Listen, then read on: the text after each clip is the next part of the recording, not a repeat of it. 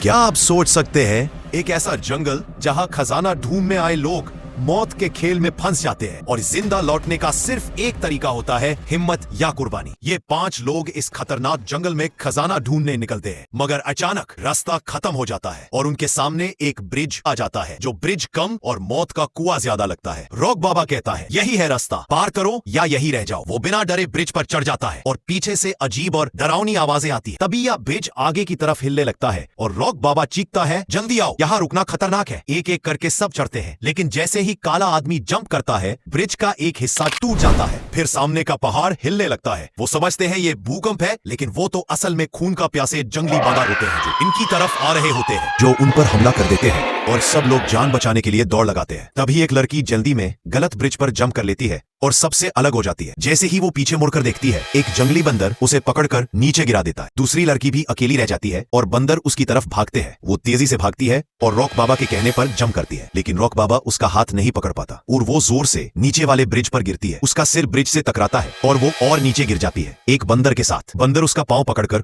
ऊपर खींचने की कोशिश करता है। इतने में आसमान चमक उठता है और वो लड़की दोबारा ब्रिज पर लौट आती है, जैसे ऊपर वाले ने उसे कुछ और दिनों की मोहलत दे दी हो। मगर बंदर फिर ऊपर आ जाता है और जैसे ही वो लड़की को खत्म करने लगता है, रॉक बाबा हिम्मत दिखाता है और नीचे जंप करके जोरदार किक से बंदर को उड़ा देता है। वो उसे उठाता है और इधर उधर देखता है तो बंदर अपने साथी का बदला लेने के लिए इनकी तरफ भर रहे होते हैं। तभी रॉक बाबा उसे रस्सी को जोर से पकड़ने को कहता है और वो ब्रिज को जोर जोर से हिलाने लगता है। बंदर सेना को संभालने का मौका ही नहीं मिला और वो एक एक करके नीचे गिरने लगे। रॉक बाबा ब्रिज को इतनी जोर से हिलाता है कि वो लड़की भी नीचे उस लड़की का पास जा गिरती है और वो लड़की उसे बताती है कि उसका पास अब बस एक लाइफ बची है। वो दोनों किसी तरह बंदरों से बचकर दूसरी तरफ पहुंच जाते हैं। दूसरी ओर रॉक बाबा और उसका साथी बड़ी मुश्किल में फंस जाते हैं।